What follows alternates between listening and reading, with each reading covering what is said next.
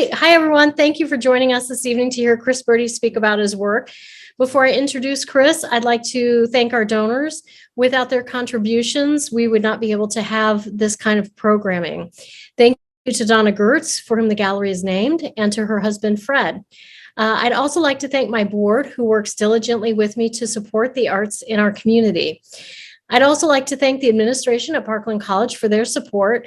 And finally, I'd like to thank the Illinois Arts Council for their program support as well. We receive an Illinois Arts Council grant from them, and that helps to support all of our programming and visiting artists and exhibitions. Our current exhibition is the Art and Design Faculty Exhibition. It continues through October 16th. Participating faculty include not only Chris Berti, but Paula McCarty, Melinda McIntosh, Laura O'Donnell, Denise Seif, Peggy Shaw, Joan Stolz, Matthew Watt, Kelly White, and Liza Winnett. So it's a stellar artist group, and of course, faculty that teach here at Parkland College. Our upcoming exhibition is the 2021 State of the Art Ceramics Biennial that starts Monday, October 25th, 2021, and it runs through Saturday, February 5th, 2022. The title of the show is The Living World in Clay, and it's curated by Chris Berti. So we're delighted to have him both as an artist and a curator this year.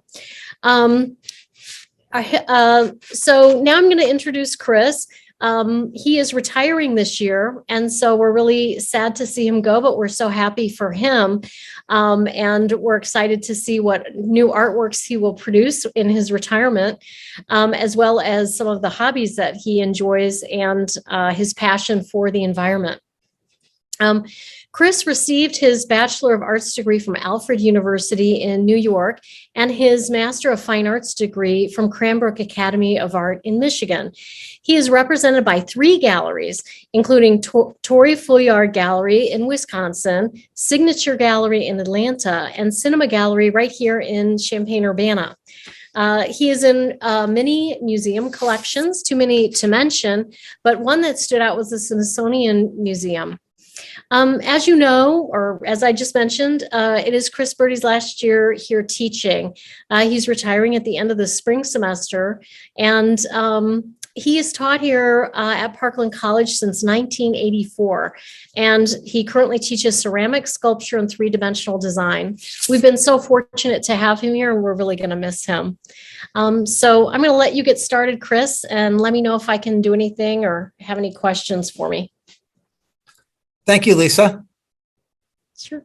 So what I'm going to do is talk a little bit about my background, if influences as an artist, and I'm going to talk about work in different mediums, wood, stone, and clay work, and then the brick work, because a lot of these things feed off each other.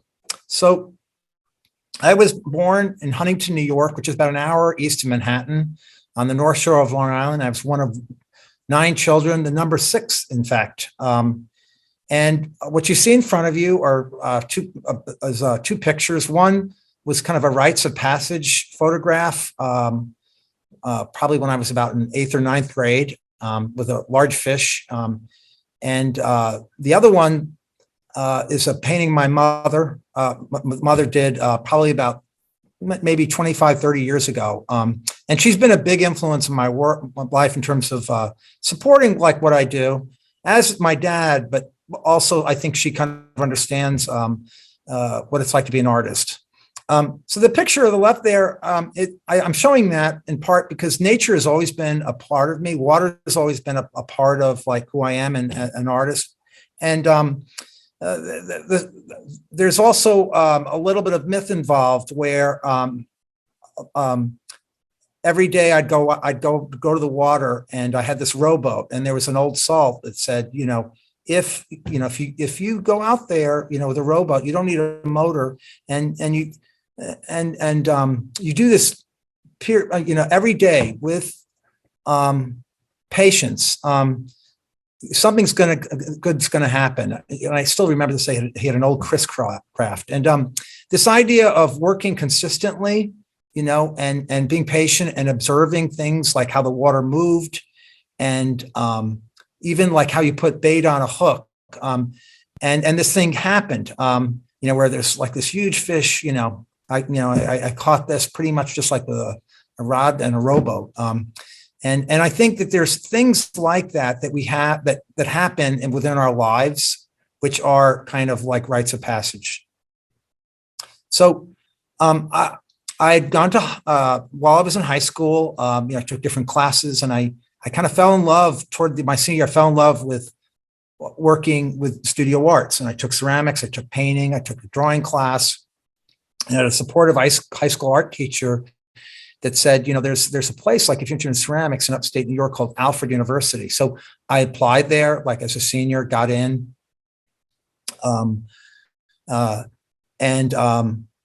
This piece here was a piece I did my senior year. I'd done a few pieces like this, like where I was animating figures. And the idea was, I was interested in sports. Like, I wrestled through high school, and I played football with my friends and watch it. And I think not only the sport that I liked, but it was like all the things that people were doing, the people in the stands, and the players in the sidelines, and the cheerleaders, and the band. And I think I've always been interested, like how at that point in time, how people sort of interact in groups. So what I did was I made each part of like the idea of a stadium in pieces, so each could kind of stand by itself. And so the idea was to create kind of the gesture of and the movement of that. And this is about 6 by 8 feet. It's made of earthenware with colored slips. So there's another detail of it. And it was pretty big. Like I said, 6 by 8 feet. And I'd done a hockey stadium like this. I also did a rock concert later. So I was getting toward my senior year. I was doing my student teaching, and I wanted to kind of keep working. And I had encouragement from faculty member. There were great people at Alfred University, people like Wayne Higbee and Val Cushing and Tony Hepburn and Tom Spleth. I could go on, and all of them encouraged me to go to graduate school. So I applied to 5 graduate schools. I got into most of them, but there was one place that I really wanted to go to. It was called Cranbrook, and there was a guy named Jun Kaneko, and he was kind of a synthesis between Yoda and Picasso. He in Japan, when people are impressed by things, they don't say much, but when they are impressed, they don't say much. You have to kind of read between the lines a little bit. But he was open to what I was doing, and it was a really good community of other grad students I was around. So this was a piece I did. It was a trophy room where and it was inspired by, as a kid, going to Sagamore Hill, this place that Teddy Roosevelt had made, for him and his family. And Teddy Roosevelt founded the National Park System, but he was also an avid hunter, which I thought was kind of interesting. So what I did was I made these animals which had attributes of both humans and animals. And they were made out of earthenware clay, but I also integrated things like dinnerware, pottery shards. I was working in a kitchen at the time, and I inlaid those. These were a little bit more three-dimensional, where you could walk around them. So the piece in the center or upper right was a pack of dogs I made. Each one of them is probably the size of like maybe smaller than a German Shepherd or Coyote. And again, like there's kind of a playful anthropomorphic quality with this work. The horse was a little bit different. I was inspired by Tang Dynasty figures, like the camels and horses that you see from that period. And I use these drippy glazes, and it was sort of like Tang Dynasty meets Will Rogers. And then I continued to work with clay in an expressive way. I made a series of these plants. There's a cactus plant. What I did was to kind of exaggerate a little bit the size of the plant. I play with a portion, and I used kiln wire in addition to clay. And the piece on the left, I made a series of these plants, almost like three-dimensional still lifes. And a few of them I'd fired just to the point where the clay began to melt. So it almost looks like it's next to a window and it's blowing over. But there was something poetic I liked about that. So I got out of graduate school, didn't really have a job or anything. And I had some friends that were living in a co-op in Urbana. and there was a barn in the back, and I shared the studio with somebody, a couple of people, and I was doing work in clay. I started to make pots. The pots was sort of a learning process for me because I was never really a functional potter while I was in school, even though I could throw and shape things. But I had some chisels. Some were just lying around. Some of them were my grandfather's that I tailored to carve with. And around this house in the backyard, there were dogs and there were cats, and then we had friends that come over with dogs and cats. And I began carving in stone, and I realized that like working in stone made more sense for my ideas and some of the things, at least that I was making at clay at the time. So the clay pieces that you saw earlier with the shards, these I kind of anthropomorphized the dogs a little bit. So the piece on the right was one of my first stone dogs I made, and it pretty big, again, probably maybe the size of a German Shepherd, but a little flatter, made of a large block of stone. And the piece on the left is a Ming Dynasty stone lion. It's a palace guardian. Chinese used to have things like this, other cultures too, in front of temples, kind of to guard, keep spirits at bay or maybe welcome them. These are some other dogs I did, again, large, probably the one on the right, 3.5 feet, one maybe 3 feet high. It's done in sections. When I was there were, it was just when I'd arranged, like I was making enough work where I could approach galleries. And I remember when I did these, there were 2 of these gallery dealers that came through to kind of see what I was doing. They happened to be in the area. And they said, Chris, well, we're going to visit you. So that house that I was living in, there were people that were politically involved. There were like postdocs in biology. We kind of shoved the food and the rent and all that sort of thing. And they came by, and I think it was just kind of interesting to see these guys with suits on next to all these people, which could be termed free spirits. So they said to me, Chris, your work is kind of a synthesis between all the cats and dogs running around here and all these hippies that you live with in the house, which I thought was kind of interesting. I took that as a compliment.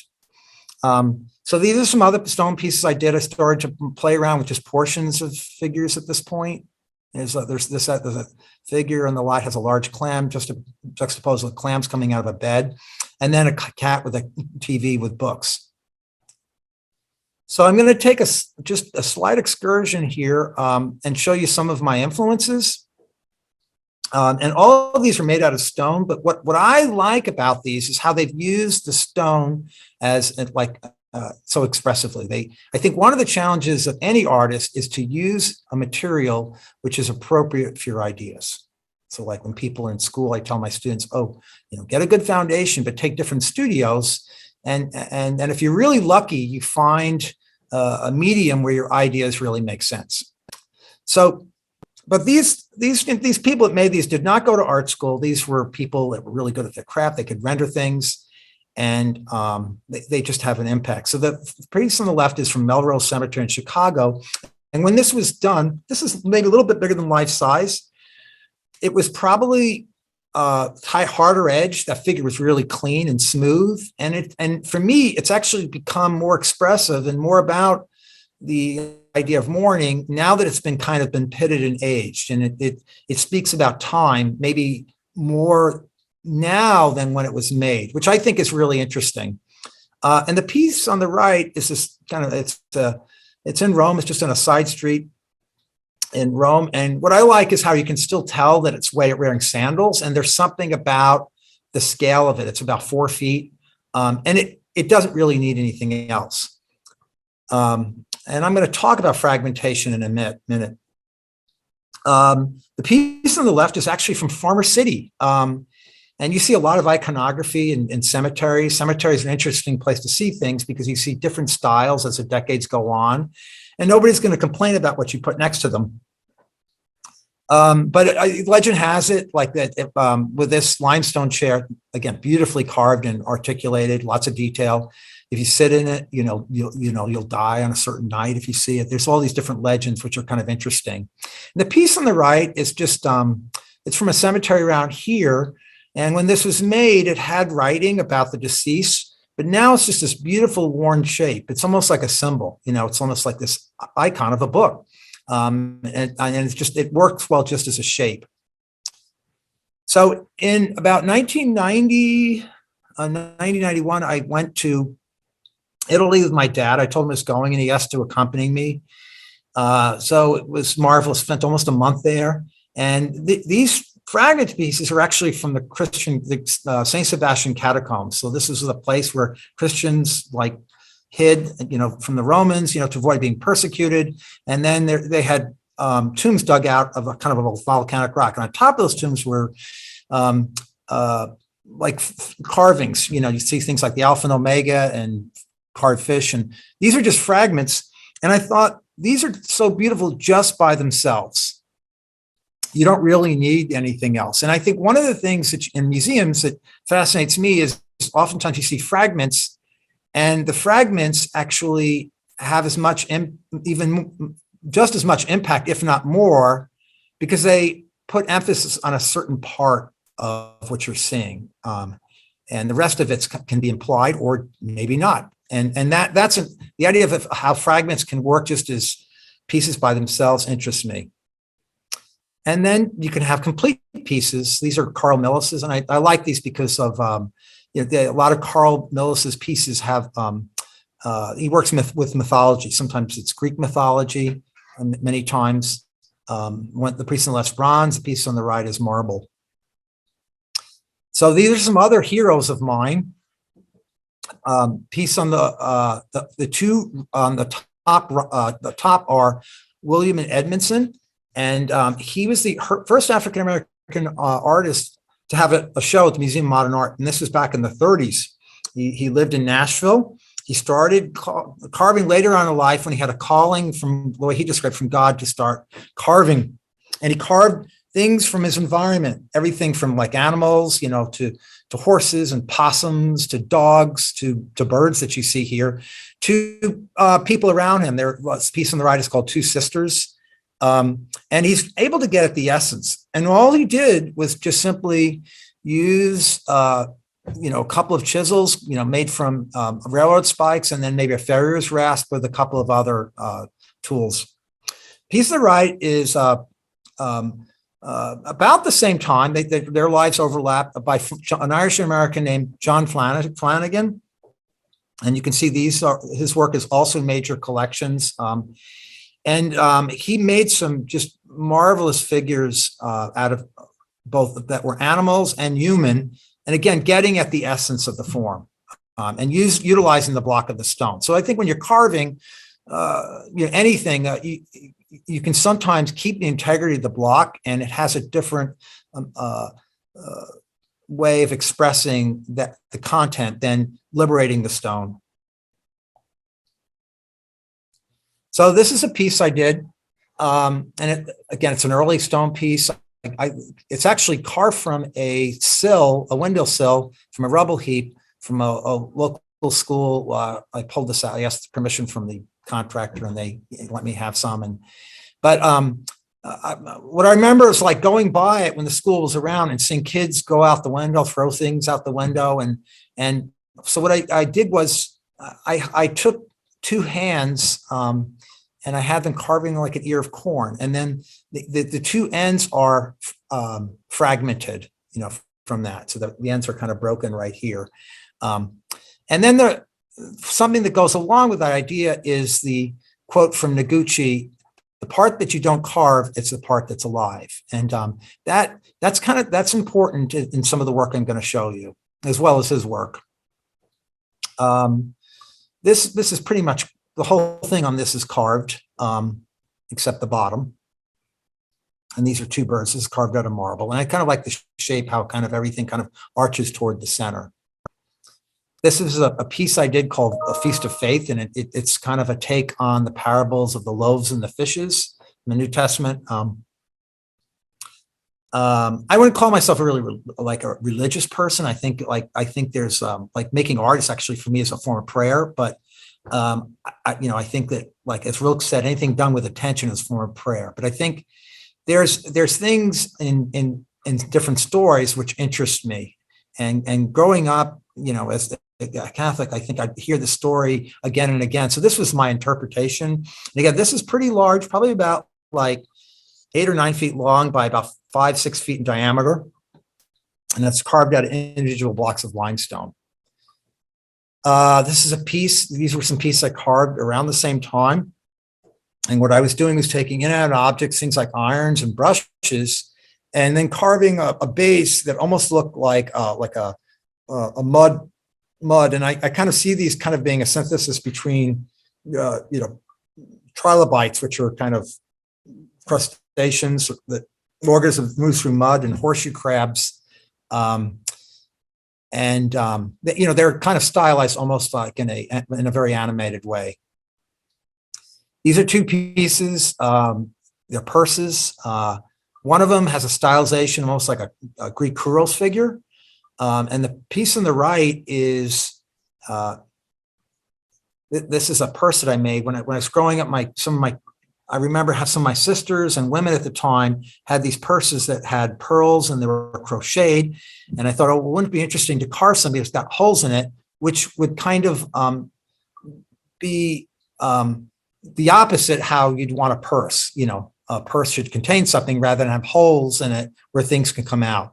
But I like visually how it looks through just as a pattern, and they're tactical where you kind of want to touch them. And there's like a dark negative space where they're kind of empty inside. So there's an air of mystery.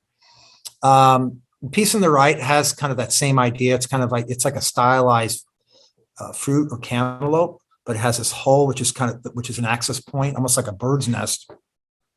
And the piece on the left is carved iron, but then it's countersunk into this stack of garments, almost like towels. And I like how the iron kind of sinks in there into gravity, almost like, sometimes you have to kind of put things down and just leave them there.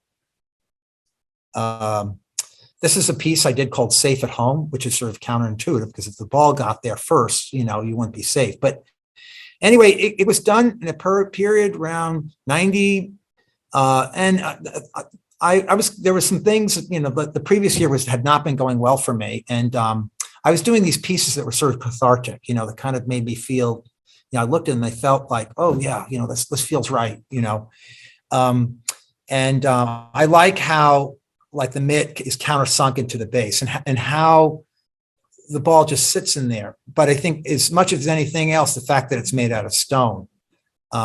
Interesting side note with this is that this was in a gallery in St. Louis, and it was supposed to go to there was like an interior designer that was going to do a package with lighting and art.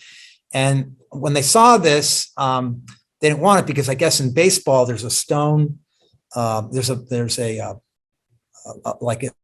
idea of having a stone glove where you can't catch anything is a bad omen. So they said no, and I had it in my basement for a number of years. And then I looked at it and says, this piece isn't that bad. So I put it in a show in Milwaukee, and the woman who owned the Brewers bought it. At least she was the owner of the Brewers at the time. This is another piece. This is called Magnetic Yoke. And it's based upon some of the Aztec sculptures where they use from the yoke that they used in some of the ball games. And then I made these stylized, how you'd think of the force in the magnet, almost like water coming out of it and then going into the ground like ripples. This again, I think it's what you have 2 things juxtaposed to each other. Here you have fruit juxtaposed to like a cut melon form. But I think the texture is really important in some of these, not just in terms of contrast, but also in terms of making each part kind of important. So this is another historical piece which I like, and it kind of has inspired me to, and it relates to the part that you don't carve is the part that's alive. So in the approximately 11th to 15th century in China, they were making these forms called, they weren't actually making them. They were kind of finding these stones which suggested things. This one suggests a mountain, but some of them suggested figures. And then they would make these elaborate, fanciful bases for them to go on, almost like a Baroque frame around a painting. And they might mess around with them a little bit in terms of carving, but they pretty much left them alone. And that, when I saw these for the first time in New York, I was just bowled over by the fact that somebody would do this, and seeing another culture from a long time ago, and just acknowledging the fact that some forms can be beautiful just by themselves. So in 1991, I got an Illinois Arts Council grant with some of the work that I showed earlier. And I used some of that money to visit 2 marble quarries. One was in Vermont and the other one was in Marble, Colorado. I also went to one of the quarries in Bloomington, Indiana. And what I did was I set out to find blocks of stone, and I'd fill up my truck and then bring back to my studio. And I would arrange them to make images. So the one on the right, it kind of looks like an ice cream cone. And the one on the left, it almost looks like a section to a mountain tunnel, because for me, that triangular shape has a density of a tunnel. And then that little square shape there with the doorway was there. These are two more pieces from that same period. The piece on the left, again, I didn't do anything to the one on the left other than stack it, and it's almost like a temple. Piece on the right, I found the basic shape, and then I hollowed out the center and the 2 right holes there. I drilled those out, and it almost looks like a rough T-shirt.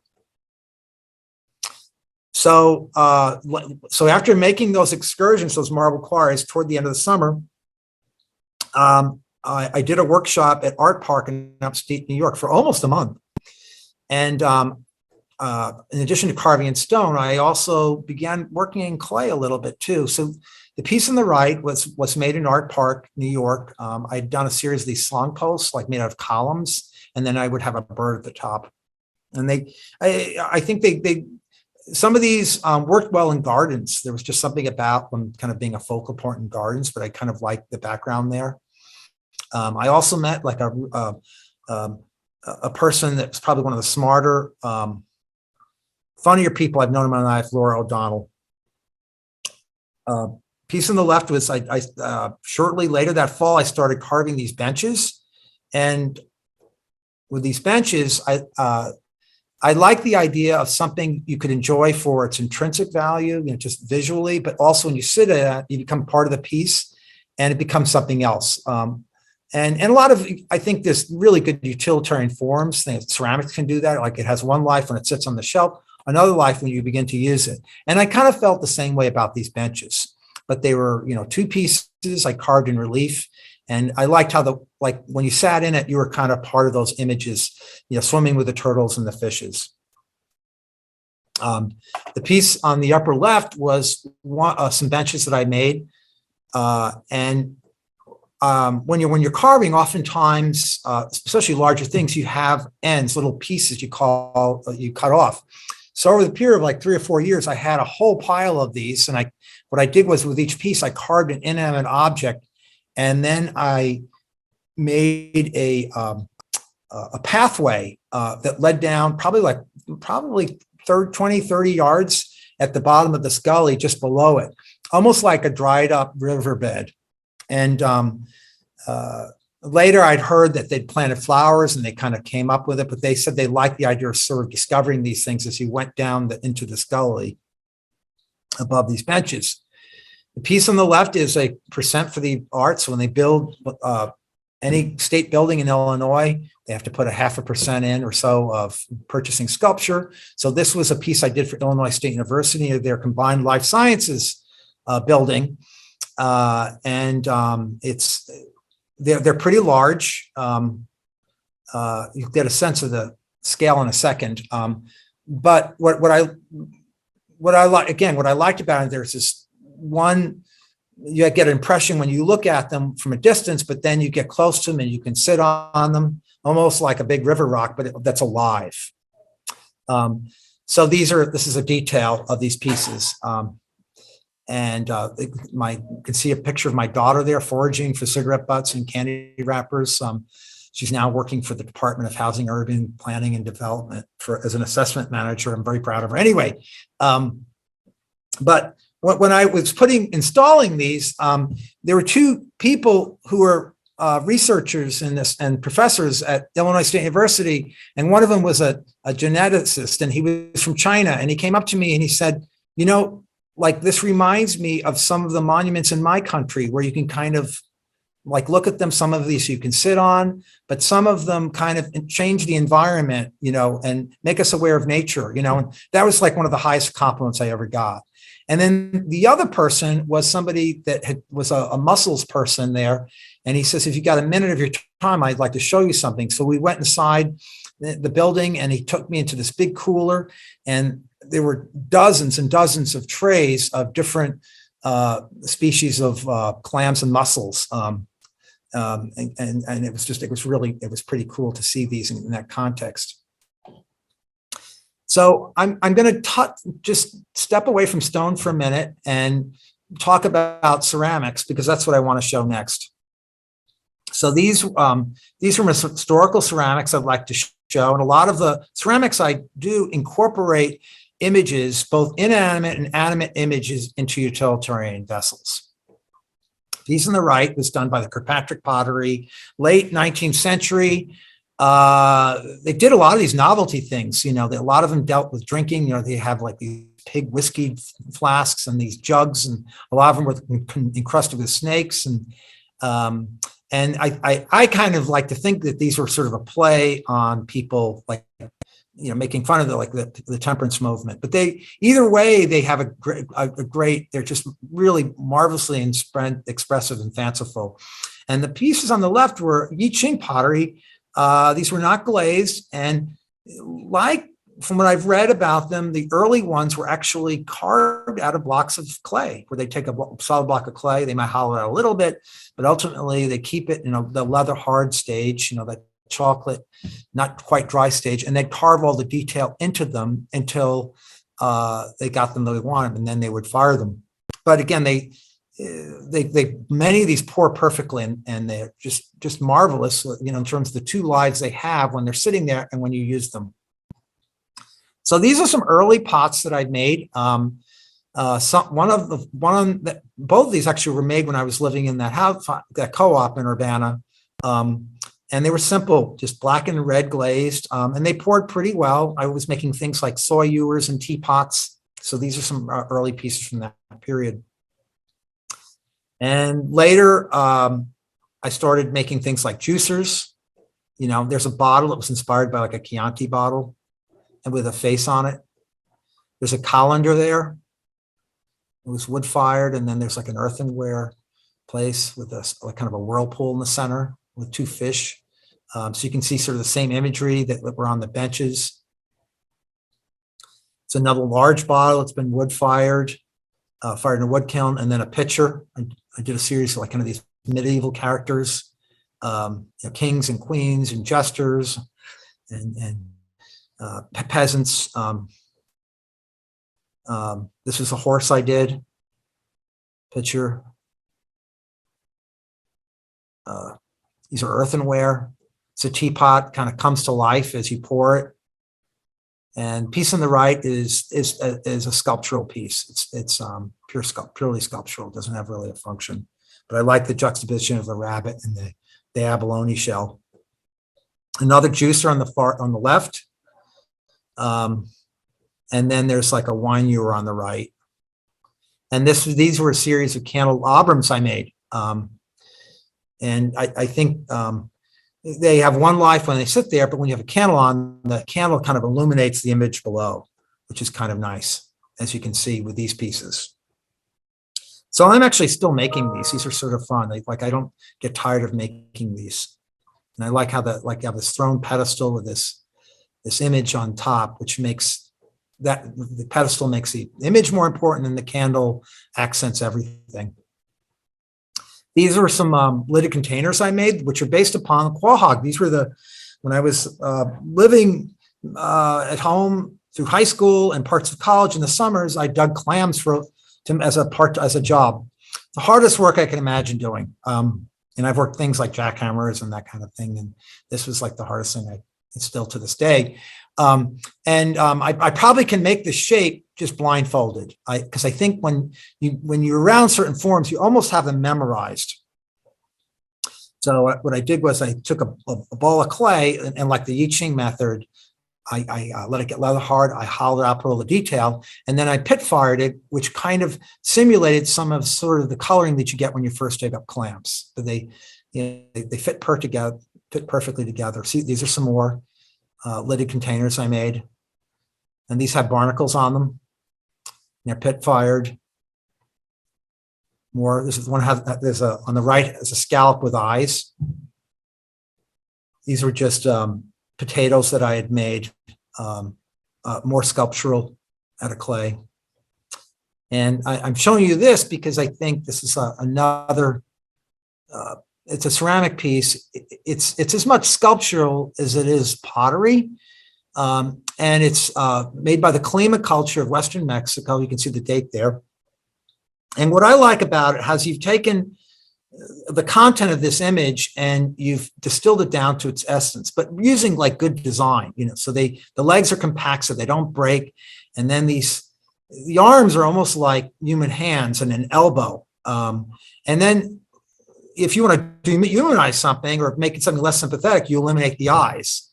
And then like, how do you talk about the idea of a scorpion visually? Well, you create a point, which it's almost like a weapon. And in back of that, you have the pouring spout. So what I like about a lot of these Colima pots, as well as some other historical pots that do this, is that when you pour the liquid on, it takes on the spirit, and this like the liquid or wherever it goes. I'd like to think the liquid becomes consecrated, which, maybe extends like the ritual of using it. So these are some forms which are partially inspired by that kind of ware. And these were the first brick pieces that I had done. And the piece on the left is kind of like a donut in a boat. And the piece on the right was kind of a foot on a hill. And this was in a piece called Transformations. This is a stone piece, and then there's a piece by Jean Arp. And I'm showing these two together, but it's a good example of visual economy where you distill a form down to its essence. And the hen there that I made, the rough parts, I left that alone because I thought that was really nice. Even the iron coloring was actually in the marble itself. And I've just suggested the crown of the hen there. So these are some early brick pieces I did. And the story behind the brick pieces was here I am with this background of clay and this background in stone. So I was working one day and I had some bricks around and I thought, oh, wouldn't it be nice like to create kind of the monolithic, the solid, massive quality that you get in stone, but make it out of a clay material. And I said, and I sort of raised my hand and I said, bricks could do that. So these were actually made out of clinker bricks, where this was a brick workers in Indiana that fired the bricks deliberately fast, and then they would start to bloat almost like pumice, and it would give these really nice textures, and part of the brick would be the same. So all I did was just carve a portion of them. These were some ones where I carved the whole thing. And what I like about is the color in these. These bricks were probably made around the late 19th century, I'm guessing, and they came from a not far place where I grew up. But what I like them is it's not just purple and red. Those are almost like shoals or islands, and then there's water around it, almost like a map. So I worked in stone for probably close to 10, 15 years. I was doing a little bit of clay, and I was teaching ceramics at Parkland. And I was also teaching sculpture at that time, but I was part-time, just started to teach sculpture. And then I started carving these bricks and I thought, oh, I should try to show these. So I got into like, it's a very competitive extra called the Enseca National. And so I got into this, and then there was an opening. I got an award with it, and I got there at a closing reception, and there was someone that came up to me and started talking to me about it. So before I tell you about our conversation, I'm going to back up 2 months. So when I started carving some of these bricks, maybe 5 or 6 months earlier, in the back, I was polishing one, and a student came up to me. It was like a Friday afternoon. And they said, "What are you doing?" And I says, "I'm carving a brick." And he said, "Out of clay?" And he says, "That's kind of odd." And I said, "It's clay, isn't it?" And this student was pretty astute. Like, he says, "Wow, that's pretty cool. Like that's what you should be doing, like in the the late 20th century, and then he said, so later that afternoon, there was another student that came by, and he says, "What are you doing?" And I says, I'm carving something in brick here." And he says to me, "Isn't that kind of cheating a little bit? You're supposed to, fire it first." And then the student that was really pretty sharp said to me, he says, "Dude, it's clay, it's, we're going into the 21st century, So 6 months, like 5-6 months later, I'm at this opening, I get this award, it's a nice thing to happen, to acknowledge, and it's not an ego thing. It's just like when you get an award, you get into a show, it's like somebody's acknowledged that they're doing something right, which is nice, that you need to hear as an artist once in a while.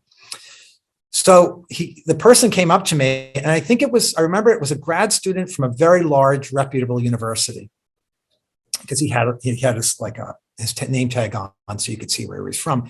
And he says to me, "Your piece there," he says to me, "Dude, it's kind of cheating."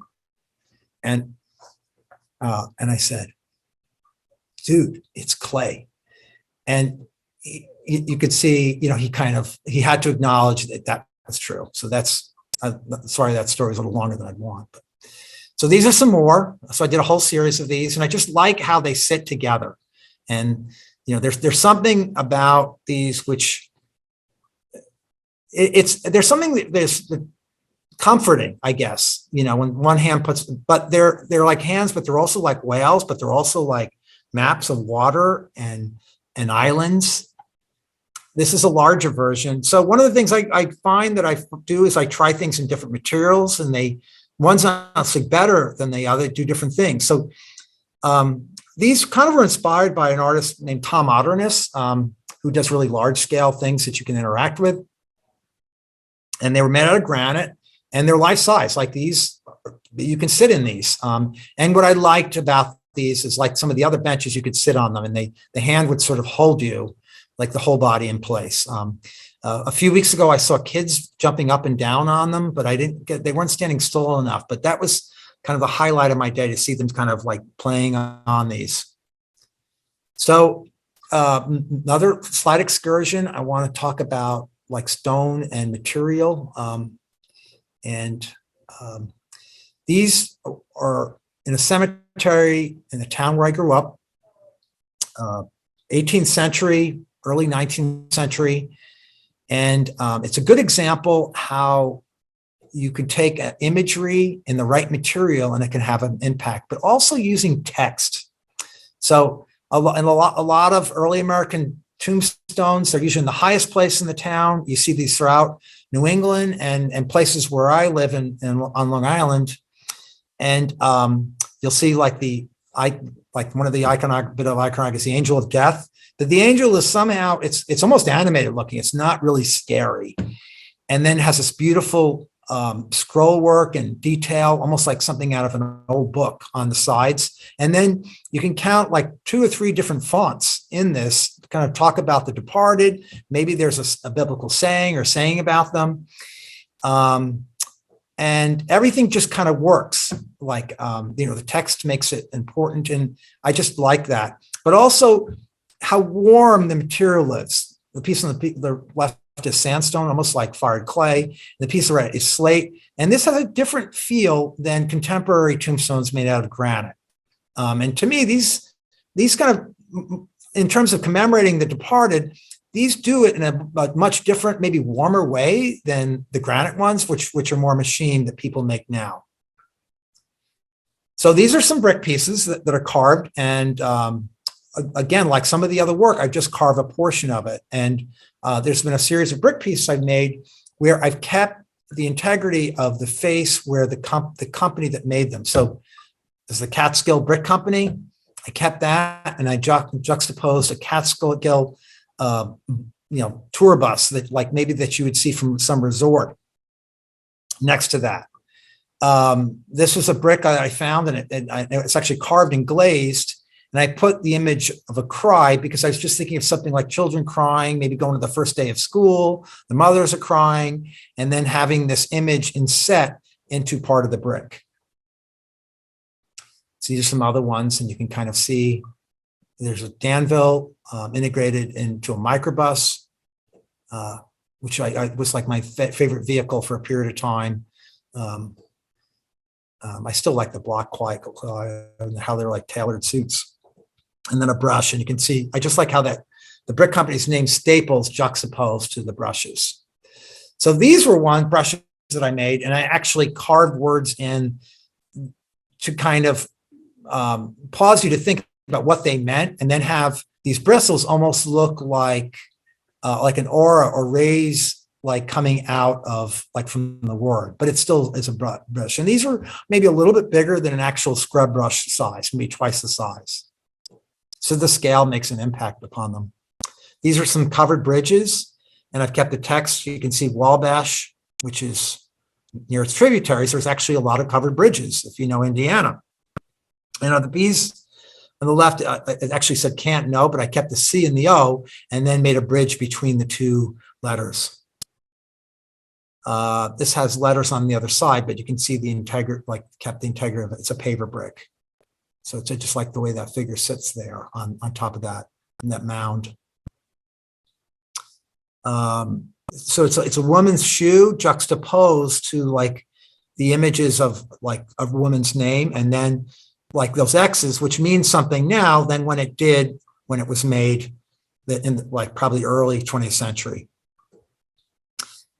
This was a piece that I recently revisited. I did a few years back, and I made the hole in the center deeper. And on the inside, it almost like you're walking down into this abyss. You have to look at it carefully, but it says walking, and then tap under the hill, under the canopy, it says keep. And originally I was going to put have faith, and then I put something, keep walking was had the same meaning, but it was closer to the image of the shoe walking. Periodically, I'll put brick pieces together and make a little installation. So this was like an earlier one I did. These were some,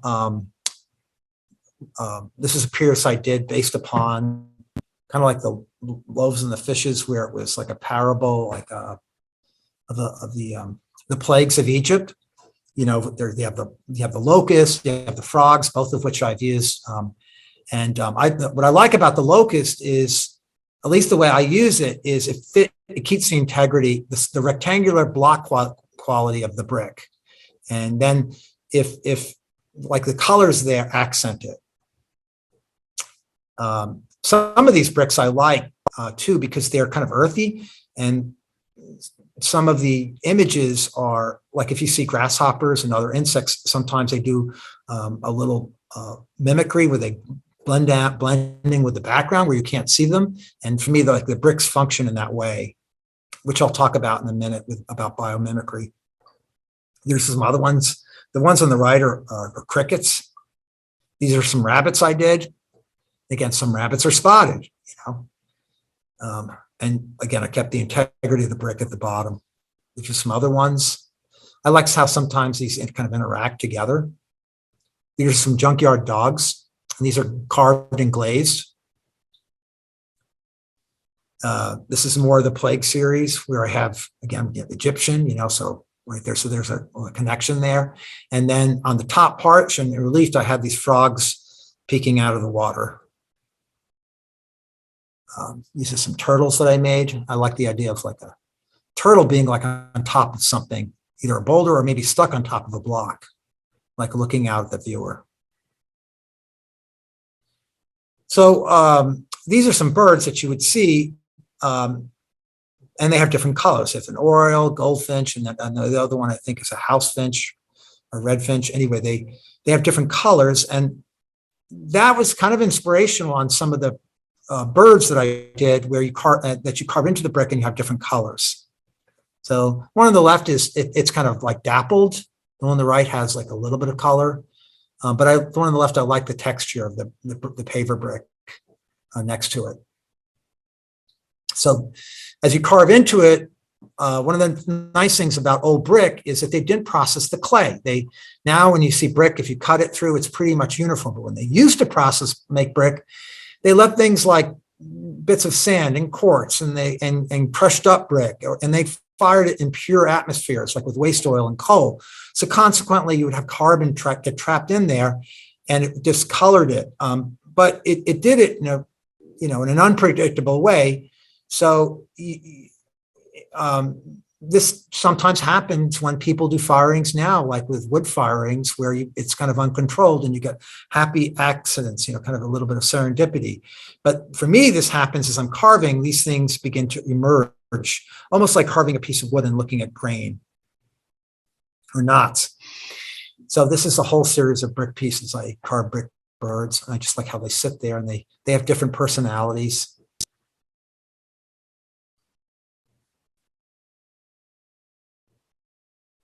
This is a grouping I did, an aviary. This one's more about pattern and texture, which is how you would think of an owl. Like owls have just so many different patterns on them. So these are some more pieces I did. Again, the objects are kind of blend in a little bit with the brick. I like the text of the seal. This is the front and the back view of this piece, but I just like seeing FBC there juxtaposed to the seal kind of sitting there like basking on a rock or a brick in this case. These are some carved brick pieces I did that I carved and glazed them. Piece on the right, my brother had given me. I like when I think of this piece, I haven't asked him about, but I like to think of him, in this nice clean suit, you're picking it out of a rubble pile, like in New York City somewhere, maybe the top of a dumpster, but anyway, I like how that sits there and how the kind of the glaze gives it a different life than just the raw brick color. Some of the other pieces, these were all carved in glaze. Piece on the left, it says mount, which kind of makes me think of mountain, which relates to the bear. And then the other one says company, which, that's what dogs are. They keep you company. These are some carved and glazed brick pieces that I did with shells, I think of barges with rippling water. If you know groundhogs or 13-line ground squirrels, they pop out of the ground and they're almost kind of a part of the earth sometimes. And this was sort of, these pieces were inspired by that. Piece on the left is actually carved from a granite paver. In Urbana, there's a lot of like these one-car garages are kind of separate, and a lot of them are kind of falling down and dilapidated. And you'll see like cars parked in and out of them. And this piece was kind of inspired by that. Piece on the right is related to it. It's like a catfish, like coming out of a piece of a culvert or a piece of ductwork in the water. It's another catfish.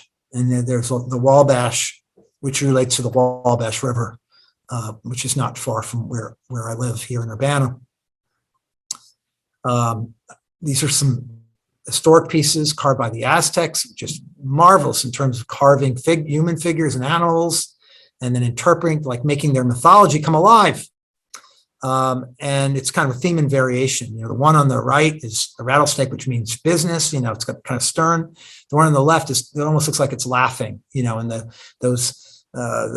scales on the rattlesnake almost look like feathers. So these are kind of my take on it. Keeping the integrity of like this paver brick, which is about 9 inches by 4.5 by 4.5. It's gray on the inside, so it makes it look almost like a black rat snake. And as I did more of these, they started to get more complicated, where I did stuff not only with the shaping within the paver, but also with the texture and the pattern of the scales. So these are more recent. This is an eel I did. We can see like an eel that's part of the text and then carved. This is a series of paver bricks I did, where I just carved a series of pants, in a row, almost like figures. Again, you don't really need the rest of the figure, maybe. This was carved out of the back of a toilet tank. I did a sink version of this too, which was round. Was more like a bowl, but there's something funny about it, like underpants. It's like underpants, right? But it's like the archetypal image of BVDs, and I just carved out the shape, undercut like the shadows, and put some of the details in, and it fits on the wall. What else do you make out of clay but bricks? But these were made out of clay bricks, and they're kind of flat, and they're carved cups. The piece on the left is solid, it's upside down. Piece on the right, I carved a little whirlpool, like it almost you got done stirring it with a teaspoon. These were paver bricks, and all I did was carve the top sections of a cardboard box that had been folded. I mean, how many times have we seen stacks of box like by a curb, or like in a retail store by the dumpster, or somewhere else, or maybe any number of places. And the box would also have text on it, made by the company of where it comes from. And I like how those flaps are, I carved them delicately so they really look like they're alive and folded. These are a series of drain pipes I did. Some of these are fragmented, and they're carved from large drainage pipes. And I've just carved sections of books. So they're like large books that you would see like in a library. And I think what's interesting about these is that, for me, they actually are more relevant now that people don't use books of now. Their books are almost becoming a thing of the past because of everything that's online. So and it's funny that this piece has changed a little bit compared to when I made this over 10 years ago. With given how many times people are reading more, electronically online, and we're moving more in the digital world. This is a piece that I've made, and I carved a series of fasteners. Took a bunch of bricks that I had, and I just made every different kind of fastener I could make, from like flathead screws to roundhead screws to nails to drive screws, and then I put them together. And what I like about it, it almost forms like a little city. It's called Garden City, in fact, because they almost look like flowers growing upward. This is a series of mittens and hands that I carved. The hands on the right are almost like lunch plates, and then the piece on the right are mittens. You actually use them as lunch plates, and I like how they're different textures. Piece on the right, this piece is the front and back view, and this was kind of a commemorative to my grandfather, who was a bricklayer stonemason. So when you make, once in a while, if you see really old bricks, when the brick makers were moving around, they might have still been wet. So consequently, they might have brick marks in them, or finger marks. And that was, the finger marks here were actually made almost a century ago or maybe more, by the brick maker. So I found these bricks, and what I did was I carved fingers, what the fingers look like when they were pressed into that brick. And I wound up getting a Boy Scout sign. So what I did was I took a hammer and broke them off, so I would just have that part. And it almost looks like somebody blessing you, or somebody touching you with those three fingers. But my grandfather was a bricklayer, stonemason back in the Depression. He probably worked with the stone a little bit, mostly bricks though. And he was just a curious person. My mother told me, "Oh, you're a lot like him." And so this piece was kind of, I was thinking about him a little bit when I made this. This is more carved like vintage drain pipes. These were made to hold bread. I wish I'd gotten pictures of loaves of bread in them. And they almost look like they're offering, so the hands actually look like offering. This one goes upright. This is a big one. This is almost like a platter. So it's the one on the left is the front side and the one on the right is the back side. This is a marble piece with hands. It's more three-dimensional. And it's holding a bird. So some of the kind of the same imagery I've been using. I think it's interesting. Like I find myself, and I see these other artists, how if an idea is important to you, it kind of stays with you. It just becomes something different that as you revisit as time goes by. These are more historical things that I've been inspired by, and these are called the piece on the left are I have ivory. They're netsukes. Some of these were used as toggles, like to hold robes. But a lot of these animals from this period in Japan, they were images from the mythology. They use like all sorts of animals and humans interacting, but they carved every part of them, and they were done with such detail. They make you feel like you're 2 or 3 inches high. And the same thing for these, I'd say, for these Chinese jades that were made with animals. Many of them had a lot of detail. Many of them were made out of stone and jade, and a lot of them used kind of mythological creatures from their stories and their mythologies. So this piece, on the larger one on the left, that's a carved pill bud. It's made out of basalt, and it's inspired by the actual thing. And I actually purposely used basalt because it was like the gray of a pill bug, or some people call them roly-polies. It's a marvelous form because it's kind of compact and has a sense of mass. So one of the things probably in the last 15, 20 years, it started as my kids were growing up. I started doing habitat restoration. Like it was something to do with them. And then I started doing it on my own. And I've been working with local environmental organizations but nature's always been a part of what I do.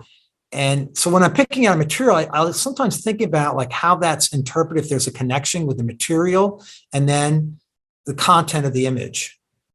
So the piece on the left I just liked how compact those were. Those are monarch butterflies, like in their caterpillar and pupa stage. I raised those every summer. I've raised these every summer for the last 5-6 years. And then I release them, and hopefully they'll make their way down to Mexico. And I do a lot of, like, I think as I do environmental work, like one of my favorite things to do is like work on the prairie, remove invasive species, but you observe animals as in the process of doing that. Piece on the left is actually carved out of it's like a variegated stone. And then I carved this moth on there, which kind of blends into it. So it kind of mimics the background. And that I would say is inspired by a lot of Chinese carvings. The piece on the left, made out of granite, but again, like oftentimes you'll see frogs and toads, and they blend in with the background. And so it's kind of doing both. These are some crabs I did, same thing, where they kind of mimic the background. I remember, growing up and turn rocks over and you wouldn't see anything first, and all of a sudden a little rock would begin to move, and you realize, oh, it's a crab. It's a crab. It's not a rock, it's a crab. So these were kind of inspired by that idea. And I would say these are vary in size from anywhere from like 3 or 4 inches all the way to like 6, 8 inches. These are slugs, again, kind of inspired by, slugs sometimes blending with the background, and I also like the idea that slugs are, for many people, the repulsive animals, and then to create them in such a way where you want to pick them up and underneath it's carved too, and it becomes this compelling object rather than being this repulsive creature. Piece on the left is Chinese incense burner carved out of marble, which mimics like stripes, and this is more my contemporary take on it. It's like carved out of gneiss, which is a really hard rock, but the stripes mimic maybe the stripes that you might see on a tiger cat, tabby or a real tiger, right? These are some carved pendants I made. You can wear. The purple one is carved out of amethyst. The beetle there in the left corner is jasper, and then the part of the left on is carved out of like a broken piece of abalone. I'm going to move on to some of the wood pieces I've done, and then I'll finish it with a few stone and brick pieces. So I started carving with barn beams. I got someone was tearing down a house. They asked me if I wanted barn beams, and then there was a farmer that says, "Oh, I have these." I asked him, "Do you want those?" I said, "Sure." So you're going to do something creative with them. So I made a series of figures. These are about 5.5 feet high. The figure. The beam itself, and then I'd have other things on them like dogs, just like I did with some of the brick and stone pieces. This is carved out of Western cedar. I like how the grain echoes the shape of the form, which is kind of nice, so that it kind of does like what the stripes did with the tiger cat, only with wood grain. And I like how they kind of look out in different directions. There's a rabbit on top of a beam, and piece on the right, it's just it's an old DeKalb sign in Indiana, but I like how the post on it makes it important, just like the pedestal on some of my pieces. These are carved. I carved a series of organs. It's like a stomach and a heart. The stomach was almost like it almost looks like it was like the size of a duck. And then I painted this red and highlighted the edges with some black pigment. And then there's a piece on the right. It's just a really large heart. Again, it's like probably the size of a Canada goose. Locally, there's this thing called the Department of Entomology at the University of Illinois has this thing called the Insect Fear Film Festival, where they have these giant insects in these movies, these bee movies, probably in the 50s and 60s. And this is sort of a take on it. These were carved out of sycamore branches, but pretty big. Each one of these is about 3 feet long. I liked how they kind of interact with each other. These were some giant clams that I did. Again, kind of, these almost like a little bit science fiction. And these are about 2 feet by 2 feet, maybe a little bit bigger, 2.5 by 2.5.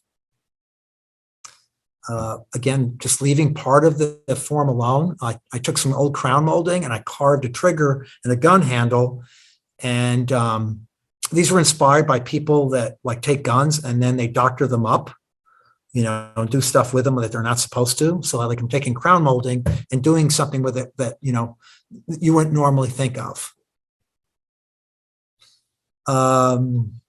This was a series of pieces I did carved out of beaver cut logs. So beavers have made a big comeback in the natural world and rivers in the Midwest and East Coast.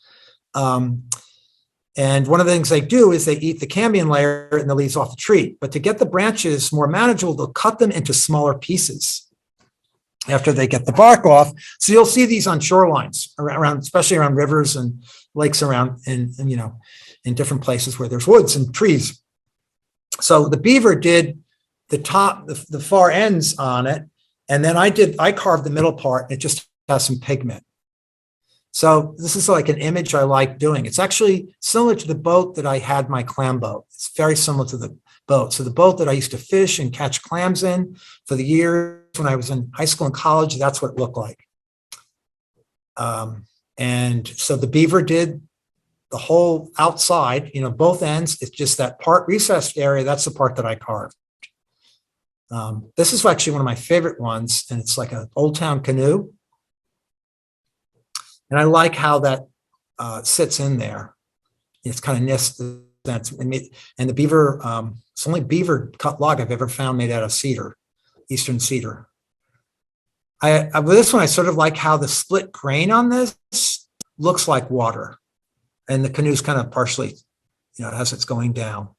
This one, the branch has a turn, almost like the bend in a river. It's a little longer.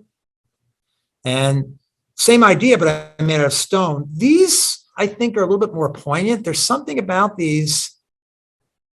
For me, there's like almost an element of tragedy or something.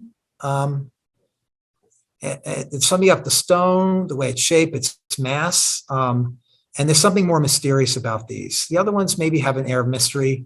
These do something that the other ones don't do. And the viewer can decide what that is. mean, one of my fears, I think when I went out from one harbor into the bay to another, was getting swamped. It happened to me once, and it was frightening. You really feel vulnerable. And I remember towing people in that were vulnerable, and when you're out on the water, especially in a smaller boat, there's this vulnerability that you feel of what could happen, on a bad day. So you think about this. I think that maybe this came out of that. These are some brick versions I did. This is a series pieces I did out of conglomerate, which is almost like fossilized cement with rocks in it. And it was like a family, and I carved little bits, inspired partially by the scholars' rocks of China. But all I did was carve little tiny faces. Some of the eyes were already there. And I put them as a group, and I like them as a group. Here's one, just carved those little holes in it, and I made the bottom flat. That was it. This was like kind of a rounded piece of granite, and I just carved like the legs so they would stick out in the head. I call it the tragic turtle. It's like the size of a large snapping turtle. Cards, the sections on the top, this was like a loaf of bread. This is an Aztec piece, and what I like about how they stylize certain parts of it. Right there. So it's like the piece on the right, it almost looks like a sun, and the piece on the left, it's like a knot. And I think the Aztecs, they think at least, it wasn't just like human sac or hearts that was in there. They would put like food and plants from what they know. There were other offerings that they made in some of these forms. Piece on the right is Egyptian. I just love how that fabric was stylized and radiating, and I just love that pattern. That's something that I look at in some of the work that I do. And piece on the right is Etruscan. I just like how full figured that form is. Also like the porous nature of the stone too. So these are some carved potatoes I did where I exaggerated out of basalt the eyes. So some of the stylization, you saw some of the historic pieces, or it's there.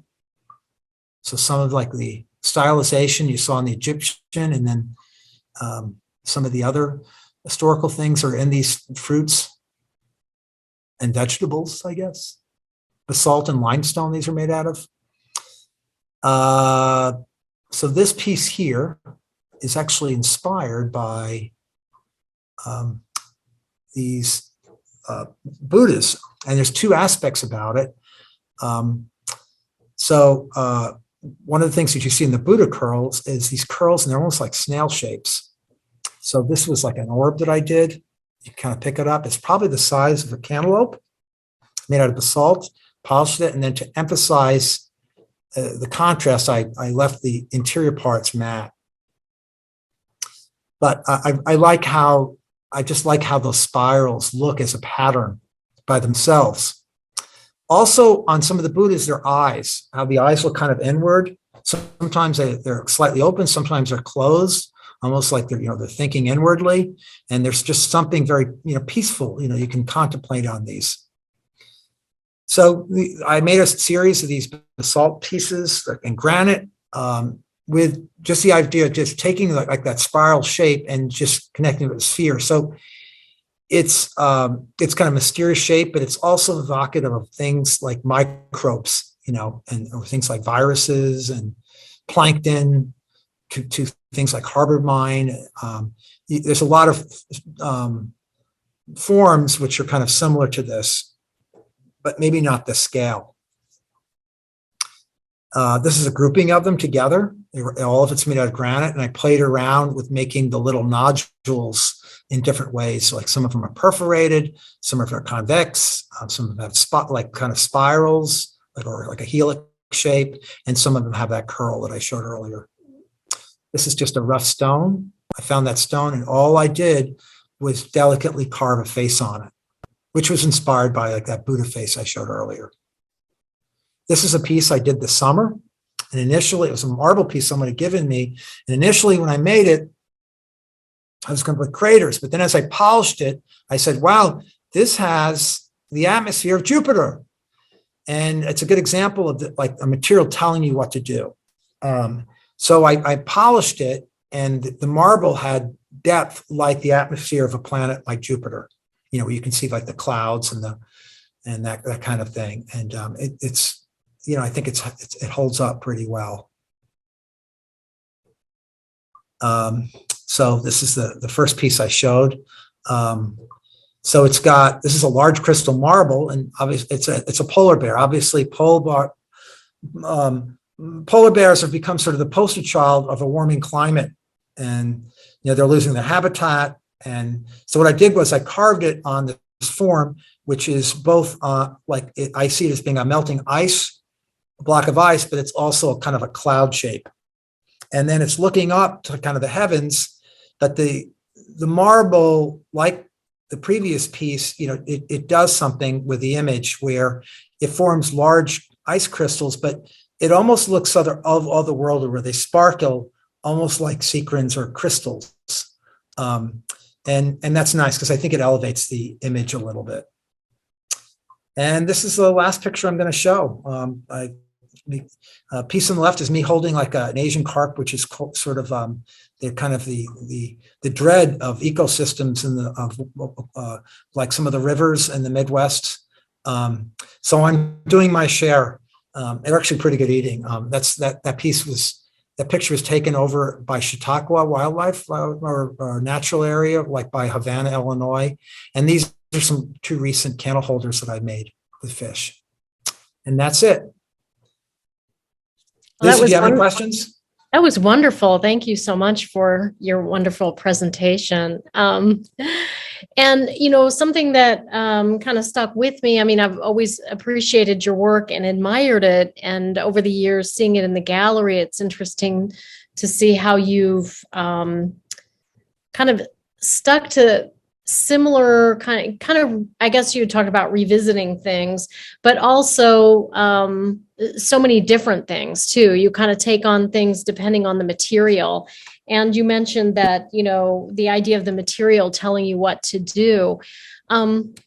What's it like to work with those different materials? Like sometimes you're working with wood, or sometimes you're working with brick or stone. I know that it depends sometimes on the idea behind it, but right. What are some of the different experiences that you have? I want to say, first of all, I think I think every artist should have, I mentioned earlier, one of the challenges in artists is finding the right medium or vehicle for your ideas. So if you explore a variety of materials, increases that for happen, it increases the chance for that happening. So but I also think after you work in material, you begin to kind of court it, you begin to understand what its properties are, so you can make certain choices for what makes sense for your ideas. So I think I've been working long enough where, like, if I have an idea for something, I'll say, I'm going to use this because this material would make sense for this. So I think the polar bear for me, I like, that was like, I chose that material because that made sense. Like the material, the marble was like ice, right? Mm-hmm. And like ice, I'm interested in bears. I'm conscious of climate change, and I want to use imagery. That was perfect for that piece.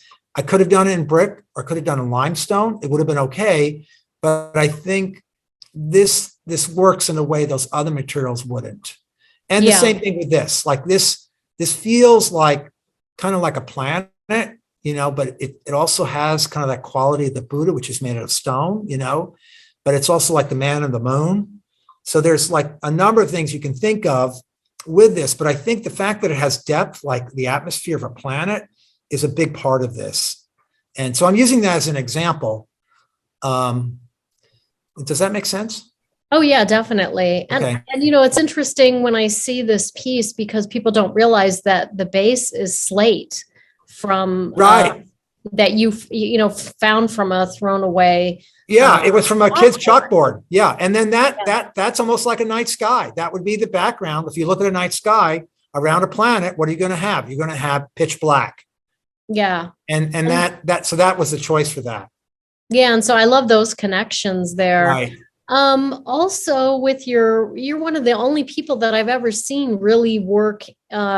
I feel like contemporary, in a contemporary way, dealing with the base and how the base becomes a part of the work. And typically people, just kind of put something down, or even larger sculptures just kind of placed on a piece of concrete. With your work, like the polar bear, for example, or even those works there, moving too fast for me. Sorry. You're throwing me off. I was just trying to get another base. Go ahead. I was just trying something different. Like this, it's a really good example of how thoughtful you are with that material. Right. And kind of, you mentioned it a few times about how, the piece, the part that you don't carve is the part that's alive. Noguchi had said that. So it's interesting to see that incorporated continuously throughout your career. Almost from the beginning, you've been doing this, thinking about that. Where did that really come from? Was that from that quote specifically, or were you thinking in the idea of economy of, form? I think I was doing that before I saw the Noguchi quote. When I discovered the Noguchi quote, he articulated perfectly. Yeah. And I think that like you see that in the scholars rocks, you see it like in like carved jades, you see this like in a lot of other art, and it's that phrase was articulated beautifully. So it's something I was doing before I saw that quote, as you can see the early work.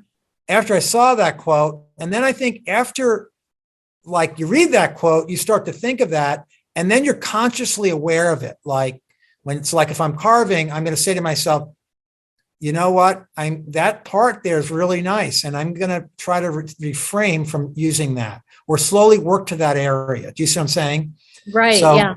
So I think when you think about, like when I think about that idea, I'm conscious of it, and then I'm aware of like, I want to keep that area, because that part's really important and can support and complement the rest of the piece.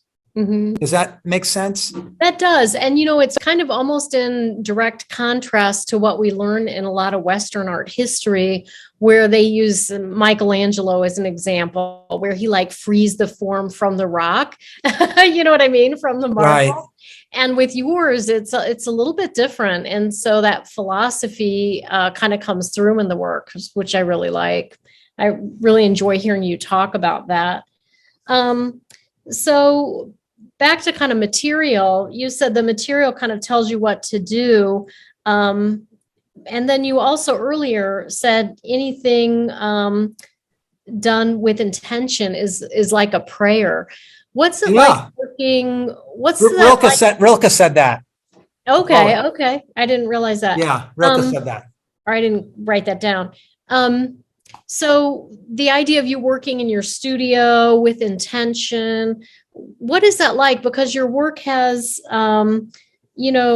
it's subtractive, of course, but you've always got such interesting texture, and there's always a little bit of humor there, I feel, in a lot of your work, but there's also a spiritual or more philosophical or even poetic kind of feeling to many of your pieces, whether it's the subject matter or kind of a double play on words.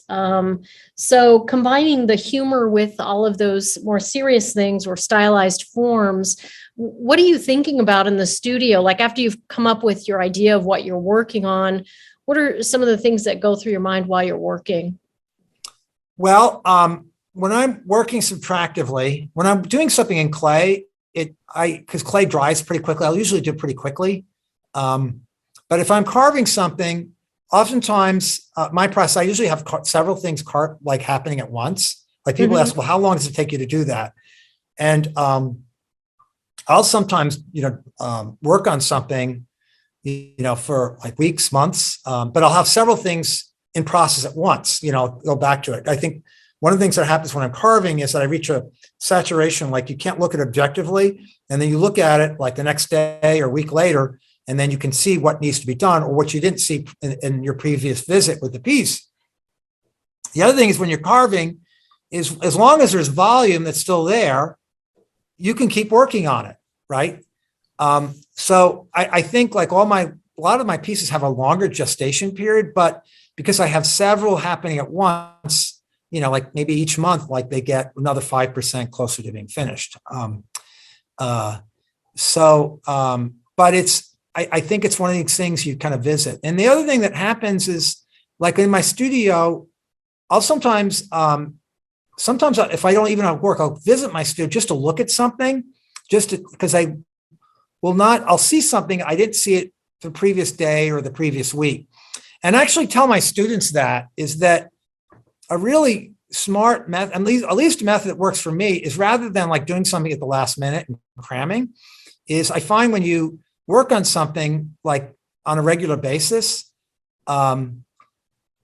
that you'll reach a saturation point in that time period, but then the next day or the few days later, even if you just look at it, you will see something you didn't see before. It's just that's something that happens within our brain. So like I would say all my pieces kind of evolve slowly. I like the analogy of, and I have this in my artist statement, like when I'm working, it's almost like an archaeologist slowly uncovering like a fossil or an artifact where they, it's locked in the stone. And I kind of scrape away and I slowly uncover it, but it's kind of a slow, careful process. And I think there's a little bit there's a little bit of that, only like in my mind, I know it's there. I'm slowly uncovering it. And there's a little bit of that, I think, when I work subtractively on things that I'm carving. Mm-hmm. Yeah, that's interesting because I know one time I walked in, it was this summer and there wasn't class in session and you had a lot of pieces out and you were working on all different tables. And so it was interesting to think, you're kind of hopping from one to the other and then, meditating on that one and then going back and revisiting. So it's interesting to hear you talk about that specifically. Yeah, terrific. Well, thank you. I know you have to get to class and the sun is setting, so your space is getting darker and darker. You can still see me though. I can still see you. So, well, thank you so much for taking the time to talk to us tonight. And sure thing. I really appreciate it. So thank you. And I'll let you get to class. Thanks, Lisa. Goodbye.